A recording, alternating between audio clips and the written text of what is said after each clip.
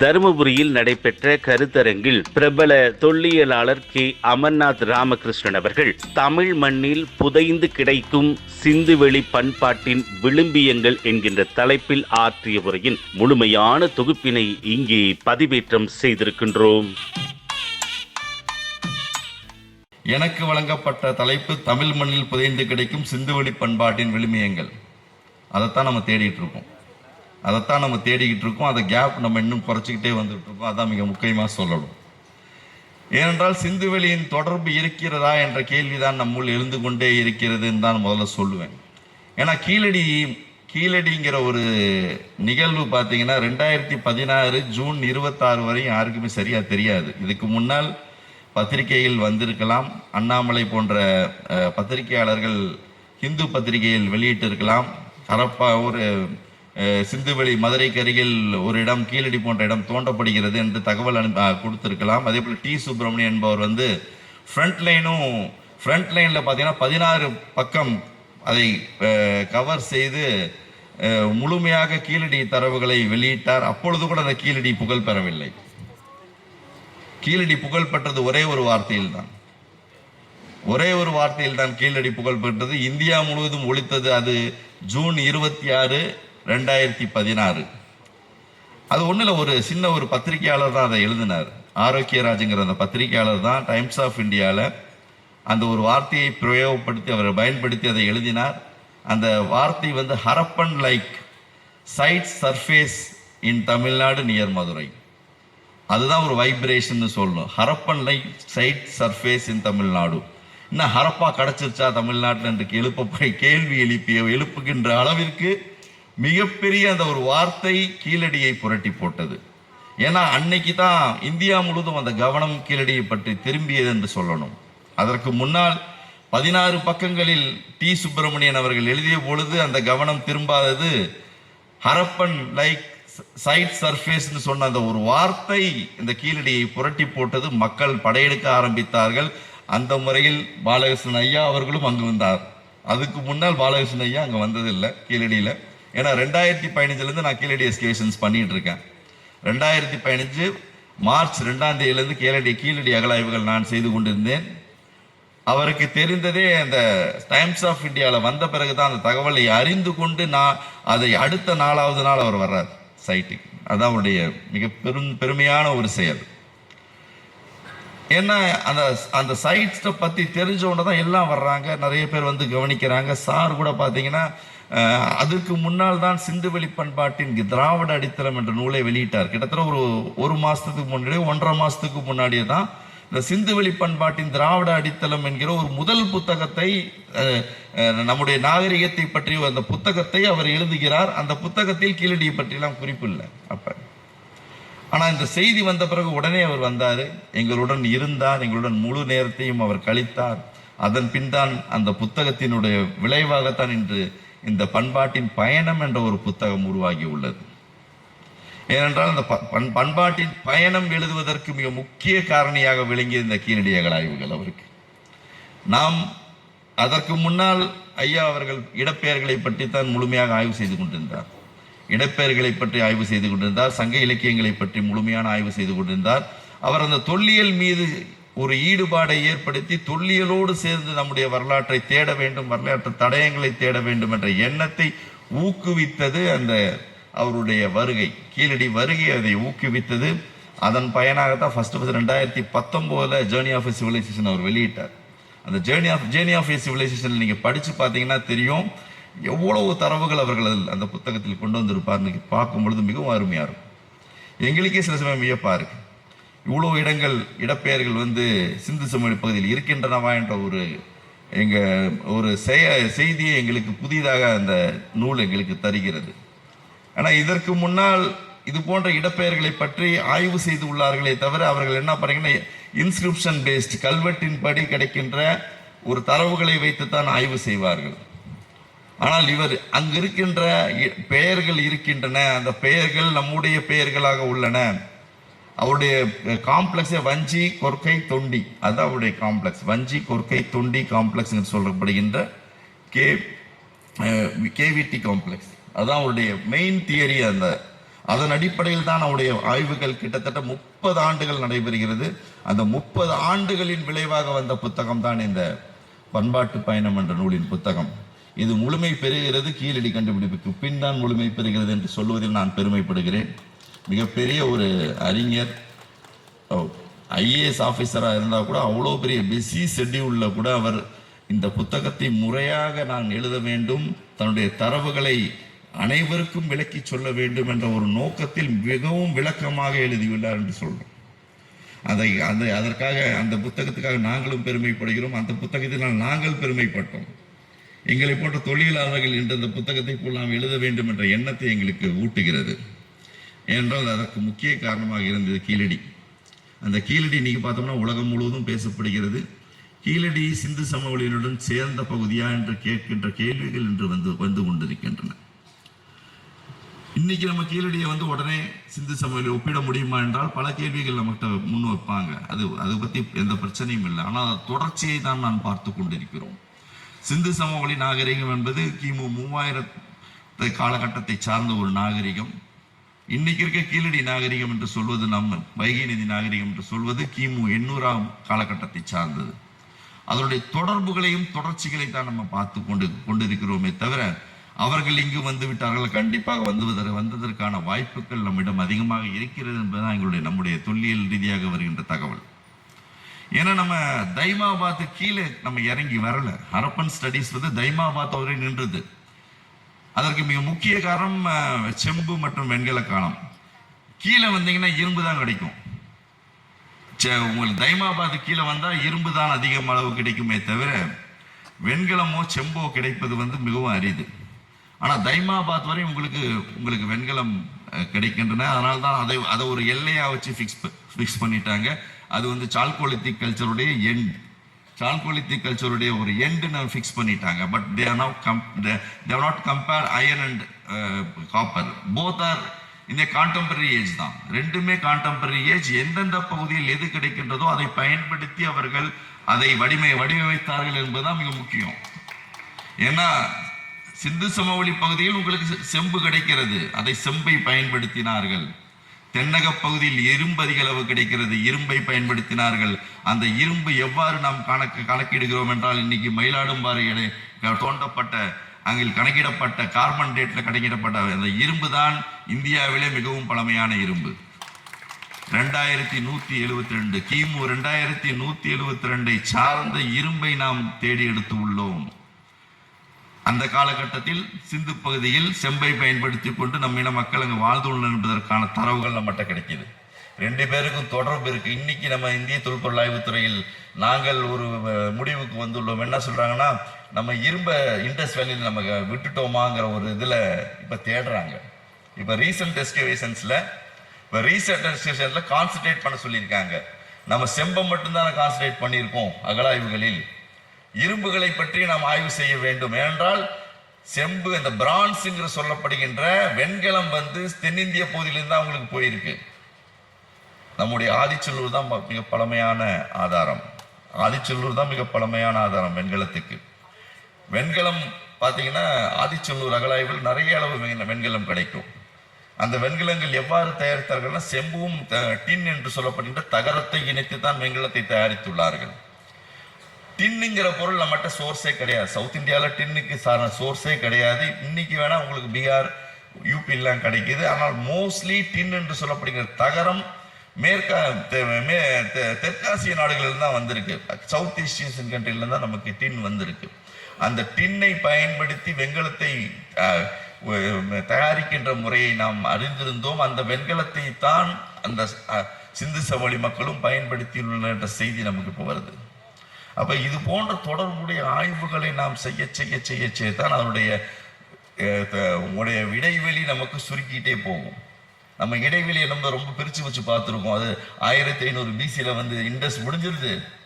இங்க நம்ம பார்த்தோம்னா 300 BCல தான் நம்முடைய சிந்து சமவெளி நாகரிகம், நம்முடைய சங்ககால நாகரிகம் தொடங்குகின்றதுன்ற ஒரு தவறான போக்கை அது தவறான போக்குன்னு சொல்ல முடியாது. அந்த காலத்தில் கிடைத்த ஆதாரங்களின் அடிப்படையிலும் புரிதலின் அடிப்படையிலும் அவங்க செய்துட்டு போனாங்க. அதான் இன்னைக்கு கிடைக்கின்ற ஆதாரங்களும் புரிதல்களும் அறிவியல் ரீதியான அணுகுமுறையும் பல இடைவெளிகளை குறைத்து வருகின்றன என்பதுதான் இன்னைக்கு இருக்க செய்தி.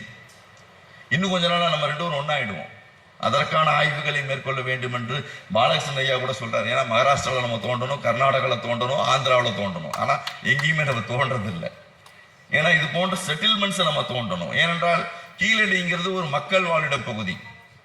ஒரு மக்கள் வாழிட பகுதியை நீங்க தோண்டிய காரணத்தினால்தான் முழுமையான உங்களுக்கு புரிதல் ஏற்படுகிறது. இதற்கு முன்னால் தமிழ்நாட்டில் எத்தனையோ இடங்கள் தோண்டியிருக்காங்க. கிட்டத்தட்ட 150க்கும் மேற்பட்ட இடங்கள் தமிழ்நாட்டில் தோண்டியிருக்காங்க. அதனால் என்ன பயன் என்பது நமக்கு இதுவரை புரியவில்லை. அதுதான் மிக முக்கியம். ஏனென்றால் தோண்டியவைகள் எல்லாம் சிறிய அளவிலான ஒரு அகழாய்வு முறையே. எக்ஸப்ட் உங்களுக்கு பார்த்தோம்னா நமக்கு அரிக்கைமேடு சொல்லலாம், ஆதிச்சல்லூர் சொல்லலாம், காவிரி பூம்பட்டினம். இதை தவிர அனைத்து அகழாய்வுகளும் பொதுவாக ஒரு ஸ்மால் ஸ்கேல் எஸ்கவேஷன் சொல்லப்படுகின்ற ஒரு சிறிய அளவு அகழாய்வுகள். ஒரு குழியோ இல்லை 2 குழியோ, மேக்சிமம் ஒரு 5 குழியோ போட்டு தான் தோண்டுவாங்க. அவ்வாறு தோண்டும் பொழுது கிடைக்கின்ற செய்தி நமக்கு எதையும் நமக்கு சொல்வதாக, வரலாற்றை புரிந்து கொள்வதற்கு சொல்கின்ற ஒரு செயலாக அமையாது. ஆனால் கீழடி எடுத்து காட்டியது ஒரு விரிவான அகழாய்வை மேற்கொள்ள வேண்டும் என்ற ஒரு செய்தி. அதனால தான் நீங்க கீழடி உலகம் போல பேசிட்டு இருக்காங்க. நாங்க பாத்தீங்கன்னா கீழடியை தோண்டும் பொழுது முதல் ஆண்டு 49 குழிகளை அமைத்து தோண்டினோம். 2வது ஆண்டு 53 குழிகளை அமைத்து 2 வருஷம் 102 குழிகளை அமைத்து தோண்டினோம். அதை இன்னும் யாரும் பீட் பண்ண மாட்டேங்கிறாங்க. நான் ரெக்வஸ்ட் பண்ணி கேட்டுக்கிறது, அட்லீஸ்ட் அதை பீட் பண்ணி முன்னாடி போங்க. இது போல அதிக அளவு குழிகளை நீங்க தோண்டுங்க. அதிக அளவு அகழாய்வு குழிகள் அமைத்து தோண்டும் பொழுதுதான் முழுமையான தரவுகள் நமக்கு கிடைக்கும். அந்த தரவுகளை வைத்துத்தான் நம் வரலாற்றை கட்டமைக்க முடியும் என்ற ஒரு செய்தியை நம்ம சொல்லிட்டு வரோம். அதற்கு அடையாளமாகத்தான் கீழடி நிற்கிறது. கீழடியில் கிடைத்த கட்டிடங்களும் அவ்வாறு தான் இருக்கிறது. நமக்கு கட்டிடங்கள் இருக்கின்றன, நாம் அதை இழந்து விட்டோம். பல இடங்களில் அதை அறியாமல் நாம் இழந்து விட்டோம். அதற்கு மிக முக்கிய காரணம் பார்த்தீங்கன்னா தமிழ்நாட்டில் கண்டினியூஸ் செட்டில்மெண்ட் தான் அதிகம். தமிழ்நாட்டில் தொடர்ச்சியான நகரங்கள் வளர்ந்து கொண்டே வருகிறது தான் முக்கியமாக சொல்லணும் நான். ஏன்னா தமிழ்நாட்டில் ஹேபிடேஷன் சைட்ஸ் கிடைக்கலன்னு சொன்னா. இன்னும் இப்போ கூட சந்திரசேகர் சார் சொன்னார், சார் இங்கே ஒரு 2000 மெகலித்திக் பரியல் இருக்கும் போல இருக்கு சார், சர்க்கிள் இருக்குன்னு. ஆமாம், மெகலித்திக் பரியல் பார்த்தீங்கன்னா தமிழ்நாட்டில் எங்கே வேணாலும் எந்த இடத்துலையும் கிடைக்கும். அதனுடைய இடம் அமைந்த இடம் தான் மிக முக்கியம். ஏன்னா புதைப்பிடங்கள் நம்முடைய மூதாதையர்கள் ஒரு சிறந்த ஒரு எதுக்கும் பயன்படாத இடத்தை தேர்வு செய்து அந்த இடத்தில் இந்த புதைப்பு முறையை ஏற்படுத்தி வைத்திருந்தார்கள்.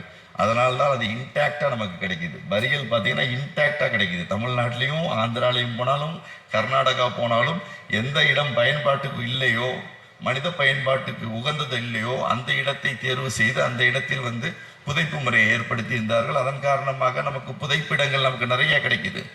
ஆனால் வாழ்விட பகுதியில் நம்மகிட்ட கிடைக்கிறது கிடையாது. என்ற வாழ்விட பகுதியில் நம்ம தொடர்ந்து வாழ்ந்து கொண்டு இருக்கிறோம். அதான் நம்மகிட்ட இருக்க பெரிய drawback.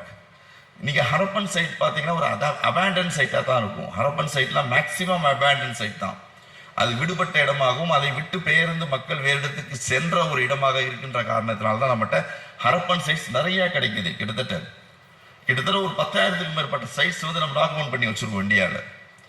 Not only in India, all over the country.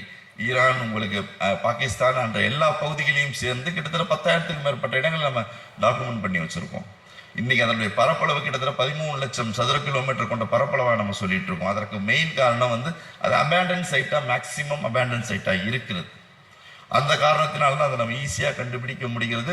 அதில் வாழ்விட பகுதியில் நமக்கு ஈஸியாக கண்டுபிடிக்க முடிகிறது. புதைப்படத்தையும் நாம் ஈஸியாக கண்டுபிடிக்க முடிகிறது. ஆனால் தமிழ்நாட்டில் அந்த செயல் நடைபெறுவது இயலாத காரியமாகும். தமிழ்நாட்டில் இன்னைக்கு நம்ம மதுரைங்கிற ஒரு சிட்டியை, மதுரைங்கிற ஒரு இடத்தை அகழ்ந்து பார்த்தாலும் நம்மால் சொல்ல முடியாது அது பழமையான இடமா என்பதற்கு. என்றாலும் பழமையான நகரம் கிட்டத்தட்ட எத்தனையோ ஆண்டுகளாக அங்கே இயங்கி வருகிறது, தொடர்ந்து இயங்கி வருகிறது. அந்த நகரம் பழமையான நகரமா என்பதற்கு அகழாய்வு செய்வதற்கான எந்த வாய்ப்பும் இல்லை நம்மகிட்ட. அதற்கு மிக முக்கிய காரணமே அந்த நகரம் பார்த்தீங்கன்னா இன்னைக்கு வெளிவீதின்னு சொல்லுவாங்க. மதுரையுடைய வெளிவீதின்னு சொல்ற பகுதி பார்த்தீங்கன்னா அது ஒரு காலத்தில் அகலியாக இருந்த பகுதி. கோட்டையினுடைய அகலியாக இருந்த பகுதி தான் வெளிவீதி. அதை மூடித்தான் அது நகரத்தை விரிவாக்கி உள்ளார்கள். 1832 பிளாக்பர்ன் என்ற கலெக்டர் தான் அதை மூடுறாரு. ஃபர்ஸ்ட் ஆஃப் ஆல் அந்த கோட்டையை உடைத்து அந்த அகலியை மூடி அங்க இருக்க அனைத்து சமுதாய மக்களுக்கும் அந்த இடத்தை கொடுக்குறாரு. அப்பொழுதுதான் நகரம் விரிவாகுது. அவருக்கு நினைவாக தான் நீங்கள் பார்த்தீங்கன்னா விளக்கு தூண் மதுரையில் ஒன்று வச்சுருப்பாங்க. அந்த விளக்கு தூண் வச்சதே பிளாக்பர்ன் என்ற கலெக்டருக்கு ஞாபகமாக தான் அந்த விளக்கு தூண் வச்சுருக்காங்க. அவர் அந்த நகரத்தை விரிவுபடுத்தினார் என்பதற்காக அந்த நகரத்தினுடைய ஒரு சின்ன ஒரு பாட்டை மட்டும் விட்டு வச்சுருப்பாங்க. என்னைக்கும் பார்த்தீங்கன்னா பிரிட்டிஷர்ஸ் எந்த ஒரு காரியத்தை செய்தாலும் அதற்கான எச்சங்களை வைத்து விட்டு செல்வது அவர்களுடைய பழக்கம்.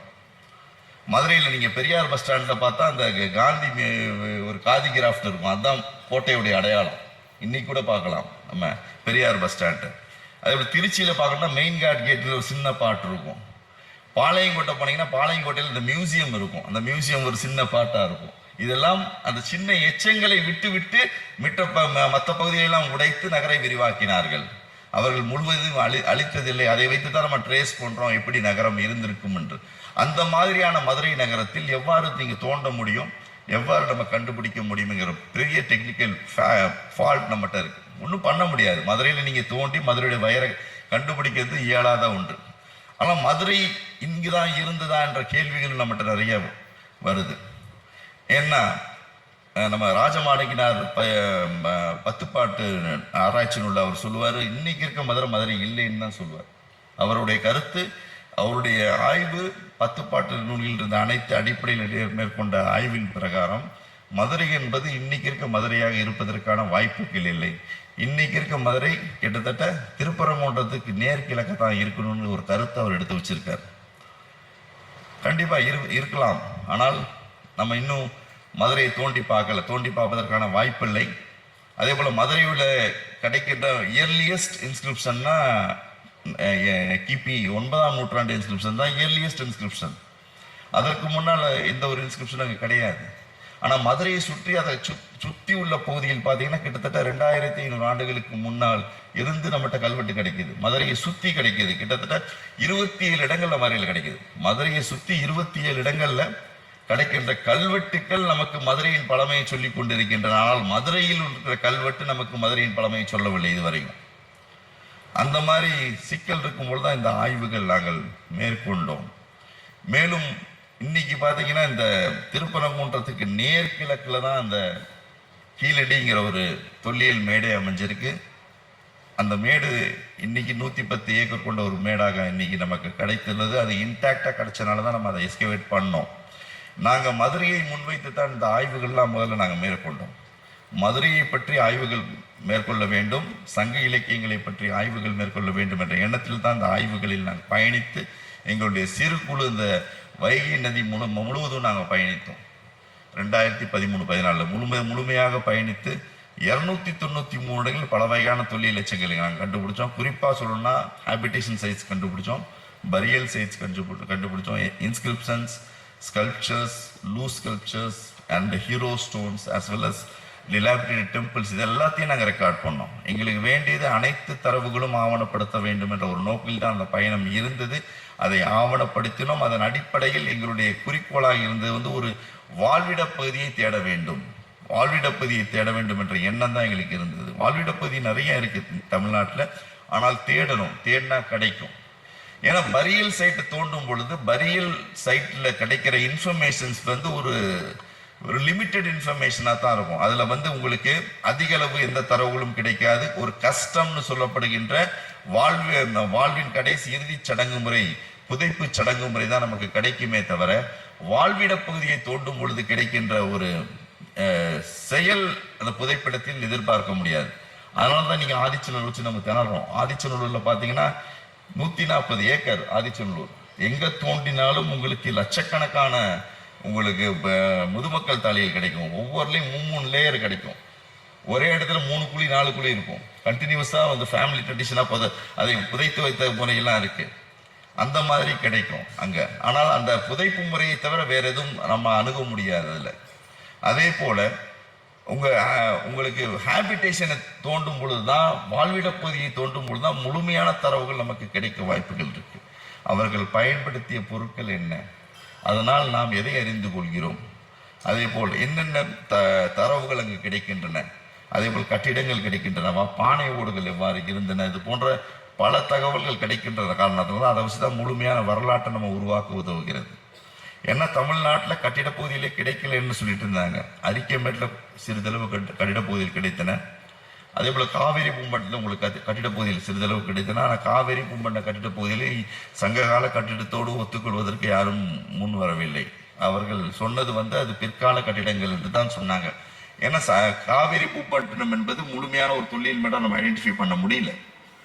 காவிரி பூப்பட்டத்தில் சுற்று வட்டாரங்களில் சிறு சிறு கிராமங்களில் தான் அகழாய்வுகள் மேற்கொண்டு அதில் கிடைத்த தரவலை வைத்து தான் இந்த ஸ்லூயிஸ் கேட் கிடைச்சது, புத்த விகாரா கிடைச்சது நம்ம சொல்லிட்டு இருக்கோம் நம்ம காவிரி பூப்பட்டினத்தில். அதே போல ஆதிச்சூர் பார்த்தீங்கன்னா பியூர் பரியல் சைட்டா போயிருது. இந்த நிலைமையில தான் நாங்கள் இந்த கீழடிங்கிற இடத்தை நாங்கள் தேர்வு செஞ்சோம். 293 இடங்களில் 100க்கும் மேற்பட்ட வாழ்விட பகுதியில் கிடைத்தன. இந்த 100க்கும் மேற்பட்ட வாழ்விட ஒரு இடத்தை தான் தோண்ட முடியும். அப்ப தேர்வு செஞ்சது கீழடி. ஏனென்றால் அந்த தென்னை மரங்கள் அந்த இடத்தை காப்பாற்றி வைத்தன. அதன் காரணமாக தான் அது இன்னும் இன்டாக்டா இருக்கு. அந்த சைட் இன்னும் இன்டாக்டா இருக்கிறதுக்கு காரணம் தென்னை மரம் தான். 110 ஏக்கர்ல தென்னை மரங்கள் இருக்கு. அதுவும் பார்த்தீங்கன்னா ட்வின் மவுண்ட், இது 2 மவுண்ட் இருக்கு. நம்ம சார் சொல்ற மாதிரி மேல் கீழ்னு சொல்ற மாதிரி ட்வின் மவுண்ட். இது இந்த ட்வின் மவுண்ட் இன்னும் ப்ராப்பரா தோன்றதுன்னு தான் நான் சொல்லிட்டு இருக்கேன். ட்வின் மவுண்ட் இருக்கு. அது ஆக்சுவலி ஒரு மவுண்ட் பார்த்தீங்கன்னா மேற்கா இருக்கும், ஒரு மவுண்ட் கிழக்கா இருக்கும். அதே போல மணலூர் கம்மாய்க்கு மேற்கே அமைந்துள்ள மவுண்ட் இது தொல்லியல் மேடு. மணலூர் கம்மாயின்னு சொல்லப்படுகின்ற அந்த மணலூர் ஏரிக்கு மேல் அமைந்துள்ள இடம்தான் அந்த கீழடி மேடு. இதுக்கு ஒரு சின்ன ஒரு புராணிக் ரெஃபரன்ஸ் நம்மகிட்ட இருக்கு. ஏனென்றால் 13ஆம் நூற்றாண்டு பெரும்பற்று புலியூர் நம்பிகள் எழுதிய புராணத்துல சொல்ற ஒரு சின்ன ஒரு கதை, மதுரை என்பது மணலூருக்கு பக்கத்துல தான் இருந்ததாகவும் இன்றைக்கு இருக்க மதுரை கடம்பவனமாக இருந்ததாகவும் அந்த கடம்பவனத்தை அழித்து மதுரைக்கு கோயில் கட்டி குடிபெயர்ந்ததாகவும் மதுரை படலத்தில் பெரும்பற்று புலியூர் நம்பிகள் எழுதி வைத்துள்ளார். அதுதான் இயர்லியஸ்ட் ரெஃபரன்ஸ் உங்களுக்கு. ஏன்னா 15ஆம் நூற்றாண்டு எழுதிய பரஞ்சோதி எழுதிய திருவிளையாடல் புராணம் பிற்காலத்தில் வந்தது. இயர்லியஸ்ட் பெரும்பற்று புலியூர் நம்பிகள் எழுதிய திருவிளையாடல் புராணம். அந்த புராணத்தில் மணலூர் தான் பழைய மதுரையாக இருந்தது என்று சொல்லுகின்றார். அந்த மணலூர் கம்மாயின்னு சொல்லப்படுகின்ற மணலூர் ஏரிக்கு மேற்கே தான் இந்த தொல்லியல் மேடு அமைந்திருக்கிறது. இன்றைக்கு இருக்க மேட்டின் அளவு 110 ஏக்கர் தான். இதுக்கு முன்னாடி எப்படி இருந்ததுன்னு நமக்கு தெரியாது. ஏனென்றால் இந்த மேட்டின் விரிவாக்கம் இன்னும் பல தூரத்துக்கு இருந்திருக்கு. ஆனால் நம்மகிட்ட ட்ரேஸ் பண்ண முடியல. 1976 அந்த பள்ளி ஆசிரியர் பாலசுப்ரமணியம் அவர்கள் பார்த்த பொழுது அவருடைய மாணவர்கள் கொண்டு வந்த பகுதி இன்னைக்கு இருக்க மேட்டை விட்டு மேற்கு பகுதி ஒரு தோப்பு. இன்னைக்கு ரோட்டை தாண்டி போனீங்கன்னா அந்த இன்னைக்கு மியூசியம் கட்டியிருக்காங்க. அதுக்கு ஸ்கூல் பக்கத்துல ஒரு மேடு இருக்கும். அந்த மேட்ல கிடைத்த பொருட்களை தான் அவங்க கொண்டு போய் அவர் பாலசுப்ரமணியம் என்ற ஆசிரியருக்கு கொடுத்துள்ளார்கள். அவர் அதை காட்சிப்படுத்தி தமிழக தொல்லியல் துறைக்கும் அதை தகவல் தெரிவித்தாங்க. அப்ப அந்த சீரியஸா அதை எடுக்கல. அந்த சமயம் அவை புஞ்சை மேடா தான் இருந்தது. இந்த தொல்லியல் மேடு முழுவதும் புஞ்சை மேடாக தான் இருந்தது. தென்னை மரங்கள் நடப்படவில்லை. ஆனால் தென்னை மரங்கள் நடப்பட்ட காரணத்தினால் அந்த மேடு இன்னைக்கு காப்பாற்றப்பட்டிருக்கு. இல்லைன்னா இன்னைக்கு மதுரைக்கு பக்கத்தால ஒரு 12 கிலோமீட்டர் தூரத்தில் இந்த மேடு தொல்லியல் மேடு இருக்குமாங்கிற கேள்வி நம்மகிட்ட வரும். ஏன்னா ரீசெண்டா அவுரங்காபாத் பக்கத்தால ஒரு ஹரப்பன் சைட்டை டெவாஸ்டேட் பண்ணிட்டாங்க. ஹரப்பன் சைட் நம்ம தைபாபாத் சொல்லிட்டு இருக்கோம், அது பக்கத்துல தான். அவுரங்காபாத் பக்கத்துல ஒரு ரீசெண்ட் சைட்டை லெவல் பண்ணிட்டாங்க. இது போல பல இடங்கள் நம்ம நம் கண் முன்னே அழித்து கொண்டு வருகிறோம். நம்மை அறியாமல் நாம் அழித்து கொண்டு வருகிறோம். நமக்கு தெரியாது அதை பத்தி. ஏன்னா எல்லாருக்குமே தொல்லியல் தெரிஞ்சிருக்க வேண்டிய அவசியம் இல்லை. அதன் மூலமாக அழித்து வருகிறோம்.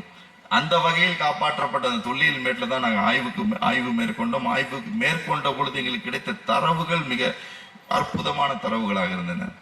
கட்டிடங்கள் இல்லை என்று சொல்லப்பட்ட இடத்தில் கட்டிடங்கள் கிடைத்தன. ஏனென்றால் இதுவரை நம்முடைய நாகரிகத்தை அரைப்பழங்குடி நாகரிகம் என்று தான் சொல்லி வந்தாங்க. அரைப்பழங்குடி நாகரிகம் என்று இலக்கியத்தின் அடிப்படையில் சொல்லி வந்தார்கள் தவிர தொல்லியல் ரீதியான தரவுகளை யாரும் ஒப்பீட்டு செய்து அதை நாம் வரலாற்றோடு இணைக்காத காரணத்தினால் பெரும்பாலான வரலாற்று நீங்கள் சொன்னது அரைப்பழங்குடி நாகரிகம். நீங்கள் திணை கோட்பாடை தான் ஃபாலோ பண்றீங்கிற ஒரு கருத்தை வச்சாங்க. இல்லை, நம்ம இன்னும் சரியா நம்ம ஹாபிடேஷன் சைட்ஸ் நம்ம கண்டுபிடிக்கல.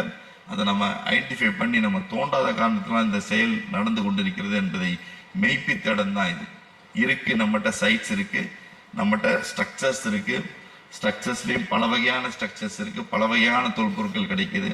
அந்த தொல்பொருட்கள் அனைத்தும் பார்த்தீங்கன்னா டொமஸ்டிக் பர்பஸ் தான். அதோட மிக முக்கியமாக கீழடியில் சொல்லணும்னா, கீழடியோடைய சிறப்பை பார்த்தீங்கன்னா, கீழடி ஒரு நாட் இண்டஸ்ட்ரியல் சைட். அங்கே ஃபர்னஸும் கிடைக்கிது, இல்லைன்னு சொல்லலை. ஃபர்னஸ் டபுள் லேயர் ஃபர்னஸ் என்று இப்போ கூட பார்த்துருப்பீங்க ஸ்லைடில், டபுள் லேயர் ஃபர்னஸ் கிடைக்குது. ஃபர்னஸ் இருக்கிறனால நம்ம இண்டஸ்ட்ரியல் சைட்டுன்னு சொல்லலாம். ஆனால் மிக முக்கிய பிரச்சனை வந்து பார்த்தீங்கன்னா அந்த ஃபர்னஸ் இருக்குதே தவிர அந்த ஃபர்னஸ் எதுக்கு பயன்படுத்தப்பட்டது என்பதற்கான தரவுகள் நம்மகிட்ட கிடைக்கல. அந்த ஃபர்னஸ் இருந்திருந்தால், அந்த ஃபர்னஸ் இருக்கிற காரணத்தினால அதில் ஒன்று ரா மெட்டீரியல் இருந்திருக்கணும், இல்லைன்னா வேஸ்டேஜ் மெட்டீரியல் கிடைச்சிருக்கணும். ஆனால் 2 மெட்டீரியலும் கிடைக்காத காரணத்தினால் அது என்ன பயன்பாட்டிற்கு அந்த ஃபர்னஸை பயன்படுத்தினார்கள் என்று நமக்கு தெரிய வரவில்லை. பெரும்பாலும் பட்டறைகளுக்கு பயன்படுத்தப்பட்டிருக்கலாம், ஆனால் சாயப்பட்டறைக்கான எவிடன்ஸ் நம்மகிட்ட கிடைக்காது. வேற பீட்ஸ் மேக்கிங்காக இருந்தாலும், வேற அயன் ஸ்மெல்டிங்காக இருந்தாலும் நமக்கு ஈஸியாக ரா மெட்டீரியலும் கிடைச்சிரும், வேஸ்டேஜும் கிடைக்கும். ஆனால் கீழடியில் நாங்கள் 2 ஆண்டுகள் செய்த ஆய்வில் எந்த வேஸ்டேஜ் மெட்டீரியலும் கிடைக்கல, எந்த ரா மெட்டீரியலும் கிடைக்கல. Everything is finished goods. அதான் மிக முக்கியமான ஒரு தரவு. கீழடிங்கிற நகரம் தன்னுடைய தேவையான அனைத்து பொருட்களையும் வெளிநாடுகளிலிருந்தும் வெளி ஊர்களிலிருந்து கொணர்ந்து பயன்படுத்தி உள்ளது என்பதுதான் இன்னைக்கு இருக்க தரவு. அவ்வளவுதான். என்னுடைய ரிப்போர்ட்ல கூட அதான் நான் சொல்லியிருக்கேனே தவிர இது வந்து இண்டஸ்ட்ரியல் சைட்டா இருப்பதற்கான எந்த சாத்தியக்கூறும் இல்லை. இருக்கலாம், பின் வருகின்ற ஆய்வுகள் பல ஆதாரங்களை கொடுப்பதற்கான வாய்ப்புகள் இருக்கு. எல்லாமே ஃபினிஷ்டு குட்ஸ் தான். ரா மெட்டீரியல், எந்த ரா மெட்டீரியல் நாங்கள் எடுக்கல, எந்த வேஸ்ட் மெட்டீரியல் எடுக்கல. அப்ப ஒரு வளமையான ஒரு சமுதாயம் இந்த பகுதியில் வாழ்ந்துள்ளார்கள் என்பதற்கான எடுத்துக்காட்ட விளங்குகின்ற ஒரு இடமா தான் அந்த இடம் இருக்கு. எல்லாத்தையும் பயன்படுத்திருக்காங்க. இன்னைக்கு இருக்க மெட்ராஸையும் பாம்பேயும் நினைச்சுக்க வேண்டியதான். இன்னைக்கு இருக்க மெட்ராஸும் பாம்பேலையும் எந்த பொருளும் தயாரிக்கப்படுவது கிடையாது. பாம்பேக்கும் மெட்ராஸுக்கும் வெளில தான் எல்லா பொருட்களும் தயாரிக்கப்படுகின்றன. அனைத்து பொருட்களும் நாம் வாங்கி பயன்படுத்துகின்றோம். வாங்கி பயன்படுத்துகின்ற ஒரு செயல் நடந்துள்ள ஒரு மிகப்பெரிய வணிகத்தலமாக இருந்திருக்க வேண்டும் கீழடி. அதை பற்றி முழுமையாக ஆய்வுக்கு உட்படுத்தும் பொழுதுதான் இண்டஸோட நம்ம ஈஸியா ரிலேட் பண்ண முடியும். இதுபோல் நம்ம கொடுமணல் நம்ம எடுத்துக்கலாம். இந்த கொடுமணல் சைட் எடுத்தீங்கன்னா பாத்தீங்கன்னா கொடுமணல் சைட்ல வந்து ஸ்ட்ரக்சர்ஸே கிடைக்காது. உங்களுக்கு ஸ்ட்ரக்சர்ஸே கிடைக்காது. அவ்வளவு பெரிய இண்டஸ்ட்ரியல் சைட். கொடுமணல் பெரிய இண்டஸ்ட்ரியல் சைட். தமிழ்நாட்டிலே பாத்தீங்கன்னா crystal bead and beryl bead செஞ்ச இடம் வந்து கொடுமணல். அவ்வளோ ரா மெட்டீரியல் கொடுமணல்ல இருக்கு. உங்களுக்கு இந்த பெரிலும் கிறிஸ்டலும் பாத்தீங்கன்னா ரோம் வரையும் போயிருக்கு. அது த்ரூ நம்ம முஸ்லீம் சொல்லக்கூடிய பட்டணம் வழியாக ரோம் வரையும் சென்றதற்கான ஆதாரம் நம்மகிட்ட கிடைக்குது. அவ்வளோ பெரிய இண்டஸ்ட்ரியல் சைட்ல தேர் இஸ் நோ ஹேபிடேஷன். அங்கேயும் பாத்தீங்கன்னா மேக்சிமம் பரியல்ஸ் தான் இருக்கு. ஹேபிடேஷன்ல போனா நம்மகிட்ட பிரிமிட்டிவ் டைப் ஆஃப் ஹேபிடேஷன்ஸ் தான் இருக்கு. மேபி இண்டஸ்ட்ரியல் சைட்டா இருந்திருக்கலாம் என்ற ஒரு கண்ணோட்டத்தை நம்ம பார்க்கிறோம். அதே போல இங்க நம்ம இங்க பார்த்தோம்னா மயிலாடும்பறை பாருங்க. மயிலாடும்பறை இஸ் பியூர் பரியல் சைட் தான். பியூர் பரியல் சைட் தான். கிட்டத்தட்ட அந்த மயிலாடும்பாறை ஏரியால ஒரு 1000க்கும் மேற்பட்ட புதைப்பிடங்கள் கிடைக்குது. அந்த புதைப்பிடங்கள் கிடைத்த வாளை தான் நீங்க நம்ம டெஸ்ட் பண்றோம். அந்த வாள் நமக்கு டேட் கொடுக்குறது கிமு 2172 டேட் கொடுக்குது. ஏன்னா கார்பனைஸ்ட் அயன் பயன்படுத்தியதற்கான ஆதாரம் உலகிலே கார்பன் என்று சொல்லப்படுகின்ற கரிமத்தை பயன்படுத்தி தயாரித்த இரும்பு எஃகு வந்து பயன்படுத்தியவர்கள் தென்னிந்தியாவை சேர்ந்தவர்கள், குறிப்பாக தமிழகத்தை சேர்ந்தவர்கள் என்பதற்கு ஆணித்தரமாக விளங்குகின்ற ஆதாரம் தான் மயிலாடும்பாறை. மயிலாடும்பாறை நம்ம ஒன்றும் தெரியாம நம்ம உட்கார்ந்துருக்கோம். ஏன்னா இப்ப இயர்லியஸ்ட் வேர்ல்டுல அயன் யூசேஜ்னா உங்களுக்கு மயிலாடும்பாறை தான். அதுக்கு முன்னாடி எந்த டேட்டும் கிடையாது. ஏன்னா இந்த ஒரு அயனுடைய டெக்னாலஜி மிக முக்கியமான ஒரு டெக்னாலஜி. அயன்ல பாத்தீங்கன்னா 2.5% தான் நீங்க கார்பன் சேர்த்த முடியும். 1 to 2.5% அளவுதான் கார்பனை சேர்த்த முடியும். வேற எதுலயும் நீங்க கார்பனை சேர்த்துனா அந்த அயன்ல அதுக்கு மேல நீங்க கார்பனை சேர்த்துனீங்கன்னா தூளா அந்த இரும்பு நொறுங்கி போயிடும். அப்ப அந்த டெக்னாலஜியை தெரிந்தவர்கள், அந்த கார்பனைஸ்ட் அயன் சொல்லப்படுகின்ற எக்கை பயன்படுத்தியவர்கள். இந்த கார்பனைஸ்ட் அயன் தான் ஒரு காலத்துல சிரியாவில் பாத்தீங்கன்னா டெமாஸ்கஸ் ஸ்வாட் என்று சொல்லப்படுகின்ற அந்த ஸ்வாடிற்கு மூலப்பொருளாக விளங்கி உள்ளது. இந்த தயாரிப்பு முறை இங்கிருந்து தான் சென்றுள்ளது என்பதற்கான ஆதாரங்கள் நமக்கு கிடைக்குது. இதை நாங்க கீழடியோட கம்பேர் பண்ணோம். கீழடியில பாத்தீங்கன்னா சில்வர்ல கார்பன் சேர்த்திருக்காங்க. சில்வர்ல வந்து கார்பன் சேர்த்தவே முடியாது. சில்வருங்கிற வெள்ளியில என்னைக்குமே கார்பன் சேர்த்த முடியாது. நாங்க வந்து என்னுடைய ரிப்போர்ட்ல நான் கொடுத்துருப்பேன். XRF முறையில் நாங்கள் ஆய்வு மேற்கொண்ட போது எங்களுக்கே ஆச்சரியமாக இருந்தது, சில்வரில் எப்படி கார்பன் சேர்த்தனான். அப்பதான் எங்களுக்கு தெரிஞ்சது, இரும்பில் பயன்படுத்துகின்ற அதே டெக்னாலஜியை வெள்ளியிலும் பயன்படுத்தி உள்ளார்கள் என்பதற்கான ஒரு விடை எங்களுக்கு கிடைத்தது. இது போன்ற தொழில்நுட்பத்தில் வளர்ந்த ஒரு நாகரிக பகுதியாக நம்முடைய தென்னிந்திய பகுதியில் இருந்திருக்குங்க தான் நம்ம முக்கியமா பார்க்கணும். இந்த தொழில்நுட்பத்தையும் சிந்து சமவெளி சார்ந்த தொழில்நுட்பத்தையும் இப்ப கம்பேர் பண்ணணும். அந்த கம்பேரிட்டிவ் ஸ்டேஜ்ல தான் நம்ம நிக்கிறோம். அது என்னைக்கு நம்ம கம்பேர் பண்ண போறோமோ அன்னையிலிருந்து அதோட தொடர்புகள் நமக்கு தெரிய வரும். இல்லைன்னா நம்ம அதை ஐசோலேஷனா பார்த்துட்டு இருந்தோம்னா அதை ஐசோலேஷனா பார்த்துருக்க வேண்டியதான், சிந்து சமவெளி நாகரிகத்தை தனியா பார்த்துருக்க வேண்டியதான், நம்முடைய தமிழக நாகரிகங்களையும் தென்னிந்திய நாகரிகங்களையும் தனியா பார்த்துட்டு இருக்க வேண்டியதுதான். அதை கம்பேரிட்டிவ் ஸ்டடி பண்ணும் பொழுதுதான் ஒரு ஒருமித்த கருத்து ஏற்படும். எவ்வாறு அதனுடைய தொடர்ச்சிகள் நமக்கு தொடர்ந்து வந்தன என்பதற்கான ஒரு செய்தி நமக்கு கிடைக்கும். அந்த செய்தியை தொடக்கி வைத்த புத்தகம் தான் இந்த புத்தகம். இந்த பண்பாட்டின் பயணம் என்ற இந்த புத்தகம் அந்த செய்தியை தொடக்கி வைத்தது. நாம் வருகின்ற காலத்தில் அந்த தொடர்புகளை நாம் தொடர்ந்து ஆய்வு செய்ய வேண்டும் என்பதை, இந்த கருத்தை வலியுறுத்துகின்ற புத்தகமாக இது அமைந்துள்ளது. அவர் சார் என்ன பண்ணியிருப்பார்னா, சங்க இலக்கியங்கள் உள்ள தரவுகள் அனைத்தும் அங்க இருக்க சிந்து சமவெளியுடைய ஹார்ட்வேர்னு சொல்லுவார் சார். சாரை பொறுத்தளவு சிந்து சமவெளி நாகரிகம் ஹார்ட்வேர் என்றால், நம்முடைய சங்க இலக்கியம் சாஃப்ட்வேர்னு பேர். அந்த சாஃப்ட்வேர் தான் நம்முடைய சங்க இலக்கியம். அந்த ரெண்டையும் பொருத்தி பார்த்தா தான் நம்ம கம்ப்யூட்டர் தெரிகிற மாதிரி அவர் சொன்ன கருத்து இன்றைய ஆள் மனதில், அனைவர் மனதில் பதிகின்ற ஒரு கருத்தாக இருக்கிறது. ஏனென்றால் அங்கிருக்க தொழில்நுட்பமும் இங்கிருக்க தொழில்நுட்பமும் நாம் முறையாக நாம் இணைத்து பார்க்கும் பொழுது ஒரு முழுமையாய்தான் தரவுகள் நாம் கிடைப்பதற்கான வாய்ப்புகள் அதிகம். ஏன்னா இன்னைக்கு கொடுமணலோட கம்பேர் பண்றோம், கீழடியோட கம்பேர் பண்றோம், ஆதிச்சல்லூரோட கம்பேர் பண்றோம், ஆதிச்சல்லூரோட பிரான்ஸை நம்ம கம்பேர் பண்றோம். அதே போல பார்த்தீங்கன்னா கொர்க்கை ஒரு இம்பார்ட்டன்ட் பிளேஸ். அதே போல உங்களுக்கு சங்கு, ஹரப்பால பார்த்தீங்கன்னா ஹரப்பாலையும் சங்கு வளையல்கள் பயன்படுத்தப்பட்டன, நம்முடைய தென்னிந்திய பகுதியிலும் சங்கு வளையல்கள் பயன்படுத்தப்பட்டன. ஹரப்பால இருக்க இப்ப ரீசெண்டா இப்ப வாட்நகர், நம்முடைய பிரைம் மினிஸ்டருடைய தொகுதி தான், வாட்நகர்ல நடந்த அகழாய்வில் அங்கு கிடைத்த சங்குகளை ஆய்வுக்குட்படுத்தினார்கள். அந்த ஆய்வுக்குட்படுத்திய சங்குகள் பெறப்பட்ட இடம் மன்னார் வளைகுடா. மன்னார் வளைகுடா சங்குகள் தான் மிகவும் நேர்த்தியான சங்குகள். அந்த சங்குகள் தான் வளையல் செய்வதற்கு உகந்த சங்குகள் என்று கண்டறியப்பட்டுள்ளது. நீங்க வெஸ்டர்ன் கோஸ்ட்ல இருக்க சங்கு கூட பயன்படுத்தப்பட முடியாது. அது போன்ற ஒரு அறிவியல் ரீதியான நிகழ்வு இப்ப நடந்திருக்கு. ஏன்னா இங்கிருந்து சங்குகள் ஏற்றுமதி செய்யப்பட்டுள்ளன. அந்த சங்குகளை இங்கே அறுத்துள்ளார்கள், அங்கும் போய் அறுத்திருக்காங்க. அதன் மூலம் நம்முடைய தொடர்புகள் நமக்கு நல்லா தெரிய வரும். இது போன்ற கம்பேரிட்டிவ் ஸ்டடி பண்றதுக்கான ஒரு இடமாகத்தான் இது போன்ற ஆய்வு கருத்தரங்களை நாம் பார்க்கணும். இது ஒரு ஆய்வு கருத்தரங்கம். இந்த ஆய்வு கருத்தரங்கத்தில் அவருடைய கருத்தை இந்த புத்தகத்தில் வெளியிட்டுள்ளார். அந்த கருத்தின் அடிப்படையில் இன்னைக்கு நம்ம ஆய்வு செய்யலாமா என்ற ஒரு எண்ணம் நமக்கு தோன்றுகிறது. ஏனென்றால் அவர் சங்க இலக்கியங்களில் உள்ள தரவுகளை சிந்து சமவெளியுடன் ஒப்பிட்டுள்ளார். அது நம்முடைய சங்க இலக்கியங்கள் ஒரு மீள் நினைவுகளின் பதிவாகத்தான் இருக்கிறது. சிந்து பகுதியில் நாம் பயன்படுத்திய அனைத்து செயல்களுக்கும் ஒரு மீள் நினைவின் பதிவாகத்தான் இருக்கிறது என்ற ஒரு கருத்தை அவர் வெளியிடுறார். அதை நாம் இன்னும் ஆய்வுக்குட்படுத்தி பல இடங்களில் நாம் செய்ய வேண்டும். இன்னைக்கு தான் நம்ம அந்த ஒரு ஸ்டெப்ஸை நம்ம எடுத்திருக்கோம். இன்னும் பல ஆய்வுகளை நம்ம செய்ய வேண்டும் என்ற எண்ணம் நமக்கு தோண்டி இருக்கிறது. செய்யும் பொழுது நான் வேண்டுகோள் விடுக்கிறேன், சிறிய அளவு ஆய்வுகளை செய்வதை தவிர்த்து விடுங்கள். ஒரு குழி 2 குழி அமைத்து தோண்டுகின்ற முறையை தவிர்த்து விட்டு ஒரு விரிவான ஒரு ஆய்வுகளை செய்ய வேண்டும் என்ற ஒரு எண்ணத்தில் செய்தால் மட்டும்தான் கீழடியில் கிடைச்ச ரிசல்ட் மாதிரி எல்லா இடத்துலையும் கிடைக்கும் நமக்கு. இன்னைக்கு Tamil university professor doctor Selvakumar அவர்கள் கோயம்புத்தூர் டிஸ்ட்ரிக்ட்ல ஒரு நியோலித்திக் சைட்டை கண்டுபிடிச்சிருக்காரு. Recent Neolithic side. அது பார்த்தீங்கன்னா அந்த நியோலித்திக் சைட் டேட்டு கூட நீங்க பின்னாடி போகுது. அந்த நியோலித்திக் சைட் அவரால் தோண்ட முடியல. ஏன்னா அவருக்கு இருக்கிற நிதி சிக்கல் வந்து மிக பெரிய சிக்கல்.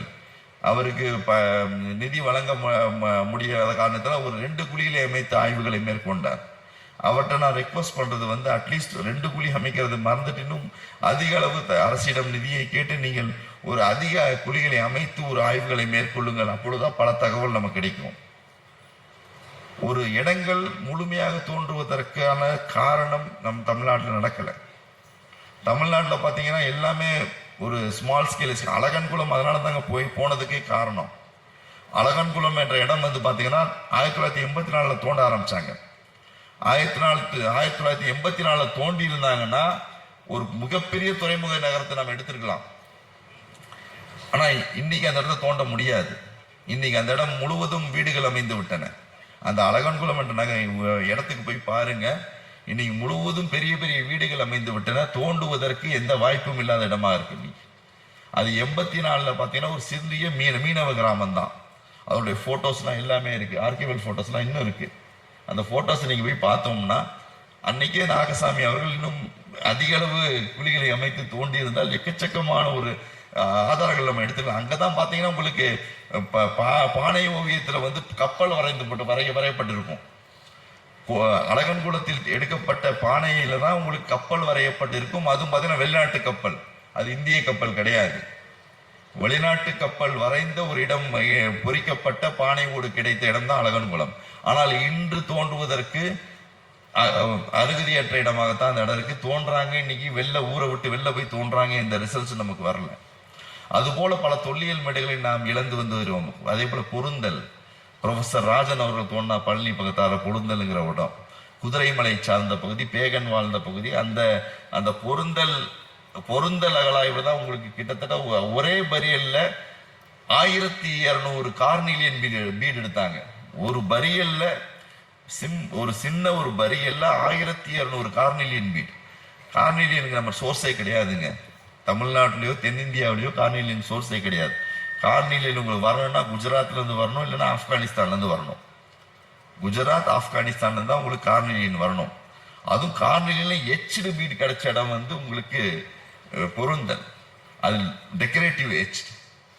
அந்த பரியலை வந்து நெக்ஸ்ட் இயர் போய் தோண்ட போற அந்த இடம் இல்லை. அந்த நில உரிமையாளர் பயத்தினால அதை வந்து லெவல் பண்ணிட்டார், எல்லாத்தையும் எடுத்துட்டார். அந்த இடம் இன்னைக்கு அழிக்கப்பட்டு விட்டது. திரும்ப நம்ம போய் தோண்டுவதற்கு வாய்ப்பில்லாமல் இருக்கின்ற இடமாக அழிந்து விட்டது. இது போன்ற செயல்கள் தமிழ்நாட்டில் நடந்துட்டு இருக்கு. அதனால தான் நாங்கள் சொல்றது வந்து அட்லீஸ்ட் சில இடங்களை தேர்ந்தெடுங்கள். தமிழ்நாட்டிலையும் ஆந்திர பகுதி, கர்நாடக பகுதி, கேரள பகுதி போன்ற இடங்கள்லாம் நம்ம தேர்ந்தெடுக்கணும். தேர்ந்தெடுத்து முழுமையான ஒரு ஆய்வை மேற்கொண்டு அந்த ஆய்வின் அடிப்படையில் ஒரு அகழாய்வை செய்யணும். அந்த அகழாய்வு கண்டிப்பாக ஒரு விரிவான முறையில் செய்யப்படுகின்ற ஒரு அகழாய்வாக இருக்கணும். அந்த விரிவான முறையில் செய்யப்படுகின்ற அகழாய்வில் தான் உங்களுக்கு முழுமையான தரவுகள் நம்மால் பெற முடியும். அந்த முழுமையான தரவுகள் இன்னும் நம்ம அறிக்கைமேடு நம்ம எடுக்க முடியல. அறிக்கைமேடு பார்த்தீங்கன்னா இன்னும் 130 ஏக்கர் நம்ம சைட் நம்மகிட்ட வச்சிருக்கோம், ப்ரொடெக்டட் சைட், இன்னும் தோண்டலை. அது வீலர் தோண்டினது நான் 1947 வீலர் தோண்டினாரு. அதுக்கப்புறம் விமலா பெக்லி 1991 தோண்டினாங்க. விமலா பெக்லி தோண்டியது பார்த்தீங்கன்னா ஒரு 10 குழி தான் அமைத்தாங்க. அவங்க யுஎஸ்ல இருந்து வந்து அவங்க தோண்டினாங்க. பல இடங்கள் தோண்டப்படவில்லை. அந்த பல இடங்கள் முறையாக தேர்வு செய்து நாம் தோண்டினோமே ஆனால் சிந்து சமவெளியின் தொடர்ச்சியை நாம் கண்டிப்பாக அடைந்து விட முடியும். அடைவதற்கான வழிகள் உண்டு நம்மகிட்ட. அதை முழுமையாக நாம் ஆய்வுக்கு உட்படுத்தினால் கண்டிப்பாக அடைய முடியும். சிந்து சமவெளி மக்களின் தொடர்ச்சி நமக்கு கிடைப்பதற்கான வாய்ப்புகள் உண்டு. ஏனென்றால் சிந்து சமவெளியை கட்டமைத்தவர்கள் என்று சொல்லப்படுவர்கள் நம்முடைய ஏன்சியன்ட் ஏன்செஸ்ட்ரல் சவுத் இந்தியனும் ஏன்செஸ்ட்ரல் சவுத் இந்தியன் தான் டிஎன்ஏ. ஏனென்றால் இந்தியாவில் மிக பழமையான டிஎன்ஏ வாழ்கின்ற இடமும் தமிழகம் தான். ரீசெண்டான டிஎன்ஏயும் கிடைக்கிறது தமிழகம் தான். தமிழ்நாட்டில் எல்லா டிஎன்ஏயும் கிடைக்குது. உங்களுக்கு மிகவும் பழமையான டிஎன்ஏ சொல்லப்படுகிற M130 நம்ம தமிழ்நாட்டில் கிடைக்குது. ரீசெண்டா அவருக்கு R1A1D1 டிஎன்ஏ நம்ம தமிழ்நாட்டில் கிடைக்கும். எல்லாரும் இதுதான் புகலிடம். தமிழ்நாடு தான் எல்லாத்துக்கும் புகலிடம். அதை எல்லாரும் ஒத்துக்கொண்டு தான் ஆக வேண்டும், இல்லை என்று சொல்கிறேன். அந்த வகையில் ஆய்வுகளை நாம் எடுத்து செல்ல வேண்டும். இன்னைக்கு ராக்கிகடியில் இருக்க சாம்பிள்ஸ் உடைய கன்க்ளூஷன் என்ன? ஏன்சியன்ட் ஏன்செஸ்ட்ரல் சவுத் இந்தியன், ஆதி தொல்குடிகளும் ஆதி தென்னிந்திய தொல்குடிகளும் தென்னிந்திய தொல்குடிகளும் இணைந்துதான் அந்த நாகரிகத்தை உருவாக்கி உள்ளார்கள் என்ற கருத்தை அவர்கள் வெளியிடுகிறார்கள். ஏன்னா இங்க M130ங்கிற டிஎன்ஏ கிட்டத்தட்ட 60,000 வருஷத்துக்கு முன்னாடி வந்திருக்கு. அதுக்கப்புறம் பார்த்தீங்கன்னா ஒரு 35,000 ஆண்டுகளுக்கு முன்னால் M69 என்ற ஒரு டிஎன்ஏ வந்திருக்கு. அதற்கு பின்னால் M20ங்கிற ஒரு டிஎன்ஏ வந்திருக்கு. M172ங்கிற ஒரு டிஎன்ஏ வந்திருக்கு. அந்த M20யும் M69 and M72 மியூட்டேஷன் ஆகி M89 என்ற ஒரு டிஎன்ஏ இந்திய பகுதியில் உருவாகி இருக்கு. அவர்கள் மேற்காசிய மத்திய கிழக்கு நாடுகளுக்கு சென்றுள்ளனர், மிடில் ஈஸ்டுக்கு சென்று எகிப்திய சுமேரிய நாகரிகங்களை உருவாக்கியுள்ளார்கள் என்ற தரவுகள் இப்போது வந்துட்டு இருக்கு நம்மகிட்ட. அதனால்தான் சிந்து சமவெளி நாகரிகமும் எகிப்திய நாகரிகம் சுமேரிய நாகரிகம் அனைத்தும் சமகால நாகரிகங்கள், அவை நமக்கு முந்திய நாகரிகங்கள் அல்ல என்ற ஒரு கருத்து நம்மகிட்ட நிலவுது. இன்னைக்கு இண்டஸ் தான் அதிலே இயர்லியஸ்டா போயிட்டு இருக்கு. இப்ப சிந்து சமவெளி நாகரிகம் தான் எகிப்திய சுமேரிய நாகரிகங்களுக்கு முந்தைய நாகரிகமாக இன்று விளங்கி கொண்டிருக்கிறது. இங்க இருக்கிற டெக்னாலஜி போய் தான் அவங்க பிரமிட்ஸ் ஏற்படுத்தி இருக்காங்க, பெரிய பெரிய கட்டுமானங்களை அவர்கள் உருவாக்கி உள்ளார்கள். அவர்களுடைய நாகரிகம் ஒரு சிறிய பரப்பளவு கொண்ட நாகரிகம் தான், விரிந்த பரப்பு கிடையாது. ஆனா விரிந்த பரப்பு உள்ள நாகரிகம் என்றால் சிந்து சமவெளி நாகரிகம் கிட்டத்தட்ட 13 லட்சம் சதுர கிலோமீட்டர் கொண்ட ஒரு பரப்பளவு கொண்ட நாகரிகம். அதை கட்டமைத்தவர்கள் திராவிட பழங்குடிகள் என்பதுதான் மிக முக்கியமான ஒரு கருத்து. அதை தான் நாம் ஏற்று, அது அறிவியல் ரீதியாக இன்று நிரூபிக்கப்படுகிறது. ஆனால் இன்று நாம் திராவிடத்துக்கும் தமிழுக்கும் நம்ம சண்டை போட்டுட்டு இருக்கோம். திராவிடம் என்பது ஒரு இனத்தை குறிக்கின்ற சொல், அந்த இனத்தின் மொழியை குறிக்கின்றது சொல் தான் தமிழ். அதை நாம் இன்று புரிதல் இல்லாமல் அதை ரெண்டையும் பிரித்து பார்த்து கொண்டுட்டு இருக்கோம். ஏன்னா ஒரு இனத்துக்குன்னு ஒரு அடையாளம் கொடுப்பாங்க. இனத்துக்கு கொடுக்குற அடையாளம் பார்த்தீங்கன்னா மொழி ரீதியாகவும் மொழி அடிப்படையிலும் அதனுடைய உருவ அடிப்படையில் ஆந்த்ரோபாலஜிக்கல் ஆஸ்பெக்ட்ல தான் இருக்கும். அதே போல ஆரிய நாகரிகம்னு சொல்றோம், எங்கேயாவது ஆரிய மொழி இருக்கா என்கிட்ட நிறைய பேர் கேள்வி கேட்டாங்க. ஆரிய நாகரிகம்னு சொல்றோம், ஆரிய மொழி இருக்கா? ஆரிய மொழிங்கிற ஒரு மொழி கிடையாது, பிராகிருதம் தான் அதோட மொழி. முதன்மையான மொழி பிராகிருதம் தான். ஆரிய நாகரிகத்துக்கு முதன்மையான மொழி பிராகிருதம், அர்த்தமகதி, சௌரசோனி, அதான். அதே போல் திராவிட நாகரிகத்துக்கு முதன்மையான மொழி தமிழ். 1000 மொழி இருக்கலாம் ஒரு இனத்திற்கு அடையாளங்களில் 1000 மொழிகள் இருக்கலாம். அதில் பழமையான மொழி எந்த மொழியோ என்பதை அறிந்து ஆய்வு செய்ய வேண்டும். அந்த வகையில் ஆய்வு செய்யும் பொழுதுதான் அதனுடைய நாகரிகத்தின் தன்மை நமக்கு தெரியும். அதை விட்டு நாம் இதண்டாவது செஞ்சு விட்டுருந்தோம்னா அதுக்கு பிரயோஜனம் கிடையாது நம்மகிட்ட. அந்த வகையில் ஒரு திராவிட பழங்குடிகள் இந்தியா முழுவதும் வாழ்ந்துள்ளனர். அவர்கள் தெற்கிலும் வாழ்ந்துள்ளனர், கிழக்கிலும் வாழ்ந்துள்ளனர், வடக்கிலும் வாழ்ந்து கொண்டிருக்கிறார்கள் என்பதுதான் இன்றைய கருத்து. இன்றைய மொழி ரீதியான பிரித்து பார்த்தோமே என்றால் வடக்கு திராவிட மொழிகள் இருக்கின்றன, கிழக்கு திராவிட மொழிகள் இருக்கின்றன, தெற்கு திராவிட மொழிகள் இருக்கின்றன. அனைத்து மொழிக்கும் முதன்மையாக விளங்கிய மொழியாக நம்முடைய தமிழ் மொழி இருக்கிறது என்பதுதான் மிக முக்கியமான ஒரு கருத்தை நம்ம சொல்ல விரும்புகிறோம். தமிழ் மொழியிலிருந்து தான் அந்த எழுத்துக்கள் தோன்றி உள்ளன. அந்த எழுத்துக்கள் தான் இன்று உலகம் முழுவதும் தெற்காசிய நாடுகளிலும் இந்தியா முழுவதும் பயன்படுத்திட்டு இருக்கோம். இன்னைக்கு பார்த்தோம்னா டேட்டிங் நம்ம பார்த்தோம்னா தாதப்பட்டிங்கிற டேட்டு, புலிமான்கொம்பை, பொருந்தல் போன்ற டேட் பார்த்தோம்னா தமிழை கிட்டத்தட்ட 500 வரை கொண்டு சென்றது. கீழடிங்கிற இடம் 585 கீழே கொண்டு போய் சென்று இன்னைக்கு நம்ம சொல்லிட்டு இருக்கோம் கிமு 585. அந்த அளவு டேட்டு நம்ம கிட்ட கிடைச்சிருக்கு. அந்த மொழிக்கான எழுத்துக்கள் இங்கு உருவாகி உள்ளன. அந்த எழுத்துக்களைத்தான் அசோகன் பயன்படுத்தி உள்ளான் வெல் டெவலப்டு ஃபார்ம்ல. அசோகனுடைய காலம் பார்த்தீங்கன்னா ஒரு வெல் டெவலப்டு ஃபார்ம். அதுல எல்லா வர்க்கமும் இருக்கும், ஒரு சீரிய முறை எழுதப்பட்டு இருக்கும். ஆனால் நம்முடைய பார்த்தீங்கன்னா ஒரு பிரிமிட்டிவ் ஃபார்ம்ல எழுதி பார்த்து ட்ரை பண்ணியிருக்கோம். நம்ம கீழடியில பார்த்தீங்கன்னா தப்பா கூட எழுதியிருக்காங்க, அதை திருப்பி கிறுக்கி வச்சிருக்காங்க பானையில. இதெல்லாம் நம்ம பார்த்துருக்கோமா? நாங்க பார்த்துருக்கோம் பானையில. அந்த பானையில பார்த்தீங்கன்னா நீங்களே அதிசயப்படுவீங்க, தப்பா எழுதின எழுத்தை கிறுக்கிட்டு திருப்பி கரெக்டாக எழுதுகின்ற ஒரு செயல் நடந்திருக்கிறது. இவை அனைத்தும் காட்டுகிறது இந்த பகுதியில் இந்த எழுத்துக்கள் உருவாக்கம் தோன்றியுள்ளன. அதனாலதான் இன்னைக்கு கிராஃபிட்டியை பத்தி நம்ம ரிசர்ச் பண்ணிருக்கோம். இன்னைக்கு கிராஃபிட்டிக்கும் இண்டஸ் கிராஃபிட்டிக்கும் நம்முடைய கிராஃபிட்டிக்கும் நம்ம ரிசர்ச் பண்ணிட்டு இருக்கோம். கிராஃபிட்டிங்கிற குறியீடுகள் மூலம் தான் இந்த எழுத்துக்கள் தோன்றியுள்ளன. ஏனென்றால் ஒரு மொழிக்கு மிக முக்கிய காரணம் ஒளி. அந்த ஒளிகள் பிறக்கின்றன, ஒளிக்கு அப்புறம் தான் மொழி பிறக்கிறது. அந்த மொழிக்கான அந்த எழுத்து வடிவம் பிறப்புகிறதுக்கு பல ஆண்டுகளாகும். எழுதி பார்த்து தான் உங்களுக்கு கொண்டு வரணும். அந்த ஒரு எழுத்துங்கிறது அனைவருக்கும் புரிகின்ற வகையில் அமைய வேண்டும். அதற்கு பல ஆண்டுகள் தேவைப்பட்டுள்ளது. அதை பிராக்டிஸ் பண்றதுக்கான எவிடன்ஸ் நம்மகிட்ட கிடைக்குது இந்த கிராஃபிட்டி ஃபார்ம்ல. அதுக்கப்புறம் எழுத்தை கண்டுபிடிக்கிறான், எழுத்தையும் தப்பா எழுதுறான், அதையும் திருத்துவதற்கான வழிகள் கிடைக்கின்றன. அந்த எழுத்துக்கள் முறைப்படுத்திய பின்னா உங்களுக்கு இலக்கணமே தோன்றுதுங்க. இலக்கணம் தோன்றுவது தான் கடைசி ஸ்டேஜ். அதுக்கப்புறம் தான் அந்த இலக்கணத்தை முறைப்படுத்துவதற்கு தோன்றுவதுதான் இலக்கியம். இலக்கணம். இலக்கியத்தை முறைப்படுத்த தோன்றுவதுதான் இலக்கணம். நம்ம தொல்காப்பியத்தை நம்ம எங்க கொண்டு வைக்கிறோம்? மிகவும் முதன்மையான பழமையான நூலாக நம்ம இலக்கண நூலான தொல்காப்பியத்தை நாம் சொல்லும் பொழுது, தொல்காப்பியத்திற்கு முன் கிட்டத்தட்ட ஒரு 1000 ஆண்டுகளுக்கு முன் மொழி தோன்றியிருக்க வேண்டும் என்பதுதான் கருத்து. தொல்லியல் ரீதியாக சொல்லப்படுகின்ற ஒரு ஆய்வு கருத்து. மொழி தோன்றியிருக்க வேண்டும், மொழிக்கு ஒளி தோன்றின, ஒளிக்கான எழுத்துக்கள் கண்டுபிடிக்கப்பட்டன, எழுத்துக்கள் முறைப்படுத்தப்பட்டன, எழுத்திலிருந்து இலக்கியம், இலக்கியத்திலிருந்து இலக்கியத்தை சீர்படுத்தவே இலக்கணம். அப்போ நம்ம இன்னும் நிறைய ரிசர்ச் பண்ண வேண்டியிருக்கு. இண்டஸ்ல பார்த்தீங்கன்னா இண்டஸ்க்கான கனெக்டிவிட்டிக்கான தொடர்புகள் கிடைப்பதற்கான வாய்ப்புகள் உண்டு. கண்டிப்பாக அந்த தமிழ் மொழியினுடைய புரோட்டோ தமிழ்னு சொல்லப்படுகின்ற ஒரு மொழியை இண்டஸ் பீப்புள் பேசியிருக்க வாய்ப்புகள் உண்டு என்ற ஒரு கருத்து நீங்க வருது. கண்டிப்பா அதற்கான தொடர்புகளையும் தொடர்ச்சியான ஆய்வுகளையும் மேற்கொள்கின்ற சமயத்தில் தான் பல தரவுகளை நாம் எடுத்து இந்த உலகத்திற்கு காட்ட முடியும்.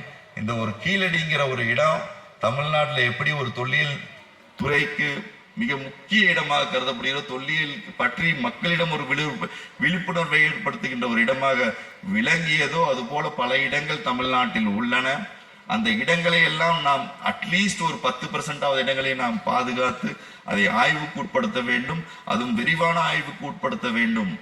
உட்படுத்தும் பொழுதுதான் நமக்கு நம்முடைய நாகரிகத்திற்கான தொடர்புகள் நமக்கு புரிய வரும், காப்பாற்ற முடியும் என்று நான் இந்த ஒரு நிகழ்ச்சியில் கூறிக்கொண்டு, ஐயாவுடைய புத்தகத்தை பேசுவதற்காக எனக்கு வாய்ப்பளிங்கிய உங்களுக்கு அனைவருக்கும் என்னுடைய மனமார்ந்த நன்றிகளை தெரிவித்துக் கொள்கிறேன். நன்றி, நன்றி, வணக்கம்.